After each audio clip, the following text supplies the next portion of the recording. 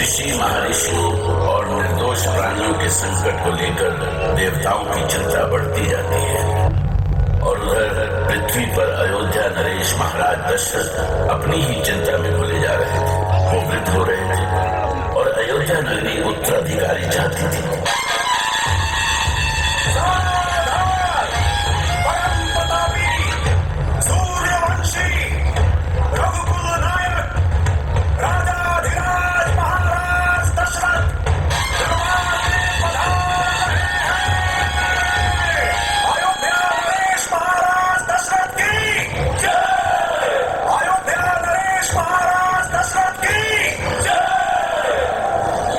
शांत शांत, आप सभी लोग शांत हो जाएं। हमने ये सभा अयोध्या वासियों की कुशलता जानने के लिए बुलाई थी, किंतु किन्हीं कारणों से हम आज की ये सभा नहीं कर पाएंगे। हमें क्षमा करें। महामंत्री सुमंत, ये क्या हो गया महाराज को? ऐसे सभा से उठकर क्यों चले गए? मुझे भी आश्चर्य हो रहा है। महाराज ने पहले ऐसा कभी नहीं किया। हाँ, महाराज कई दिनों से चिंतित भी लग रहे थे। उनको ऐसा चिंतित मैंने पहली बार देखा है। किंतु अचानक वो गए कहाँ? अवश्य गुरु वशिष्ठ के पास गए होंगे। सुमंत ने सही कहा। महाराज दशरथ गहन चिंता में डूबे हुए सीधे गुरु वशिष्ठ के पास पहुंचे, पर महाराज दशरथ क्या सोच रहे थे? क्या उन्हें उनके साथ ही रघुकुल का दीपक बुझ जाने का भय नहीं था?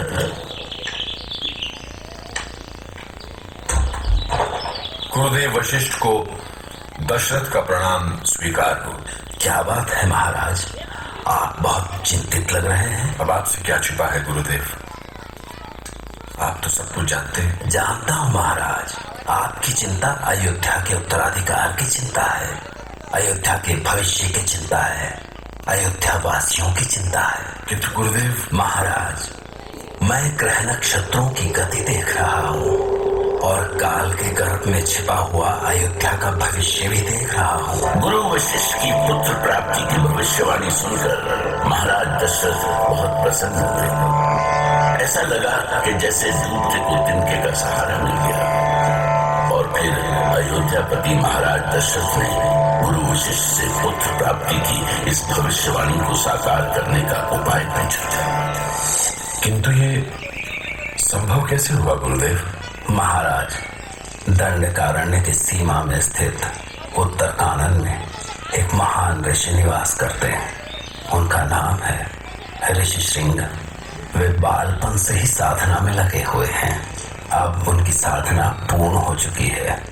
उन्होंने यज्ञ की ऐसी विधियों की खोज की है जो असंभव को भी संभव कर सकती हैं। पर क्या वे हमारे लिए पुत्रेष्ठ यज्ञ करेंगे?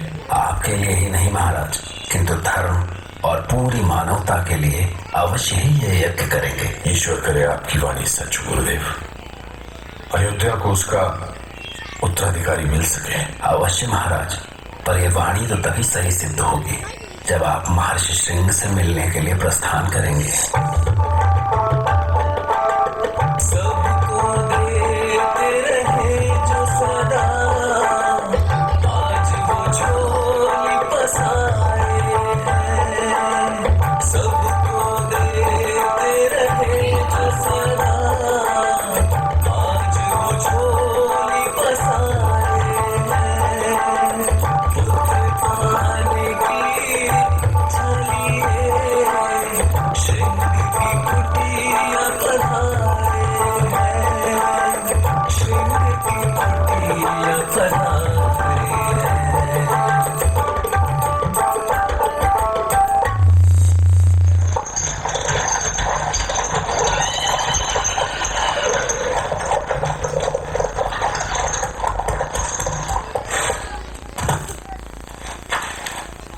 महाराज, जैसा गुरु वशिष्ठ ने बताया था, उससे लगता है महर्षि श्रृंग का आश्रम यही है। हाँ सुमंत, हमें आश्रम में चलकर देखना चाहिए।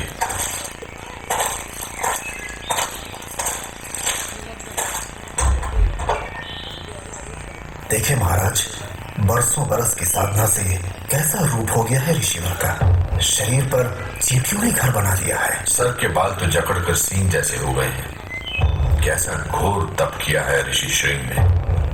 आगे बढ़िए महाराज, आपकी प्रार्थना अवश्य सफल होगी।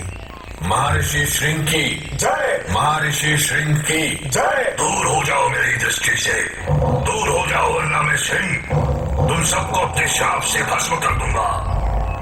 मेरी साधना भंग करके तुम सबने घोर अन्याय किया है। मैं तुम्हें कभी क्षमा नहीं कर सकता। क्षमा करें महर्षि, मुझे क्षमा करें। मैं याचक के रूप में आपके पास आया हूँ। हम किसी की याचना पूरी नहीं करते। किंतु महर्षि, आपके संबंध बस हम कुछ सुनना नहीं चाहते। दूर हो जाओ, दूर हो जाओ हमारे सामने से। जाओ जाओ जाओ। ऐसा न कहे महर्षि, मैं यहाँ बड़ी आशा और विश्वास से आया हूँ। तुम्हें देने के लिए कुछ भी नहीं है हमारे पास। लौट जाओ, लौट जाओ। ऋषि श्रृंग का उत्तर सुनकर महाराज दशरथ का मन बुझ गया। वो जानते थे कि गुरु वशिष्ठ की वाणी झूठी नहीं हो सकती, पर उसे सच करने के लिए ऋषि श्रृंग को कैसे मनाएंगे वो।